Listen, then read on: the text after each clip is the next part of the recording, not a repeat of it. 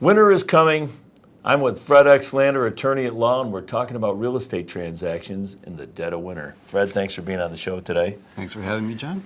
What are some of the things that a seller should prepare for, and a buyer should prepare for as we move into the winter time? I mean, there's still real estate transactions. There's closings that are going to occur, Right. and there's. Well, the seller has to anticipate the fact that the buyer is going to want an inspection to make sure the roof is good, the septic is good, things of this nature. And when winter comes and snow comes, those things can't be inspected, the septic and the roof, because they're covered by snow. So there's a couple of things that can be done. Probably the most prudent thing is if you know you're going to be listing a house really from fall through winter, and I know you've advocated this a lot, is get your inspection done. Yes. And turn it over to the buyer. Have the seller pay for it, turn it over to the buyer.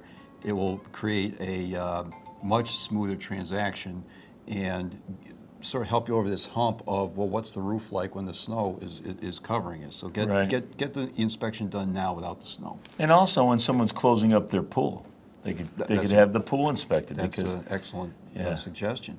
Same thing with the septic. You could have it inspected now. If you don't do those things, then what we're looking at is an escrow, and they can be substantial. Buyers are going to want, $6,000, $7,000, $8,000, $10,000 escrows put aside out of the seller's funds to ensure that when the roof or the septic can be inspected, it is in fact good. Yeah, in fact, sometimes the bank will require that money being held in escrow. So, if somebody's selling their house and they're going into the next one, often they'll need as much cash as they can get their hands on going into that next transaction. That's right, and that escrow is going to sit, if you close in December, it'll sit till like April, for instance. Yeah, so, April. I've had it happen. It ties up cash for a long period of time. So I think the moral to the story is try and get that inspection ahead of time, around the time of listing, when it still can be inspected. I think most buyers will appreciate that and accept it and make it more that property more saleable. Should be prepared to have a successful transaction in the dead of winter. That's right. Thank you, Fred. Thank you, John.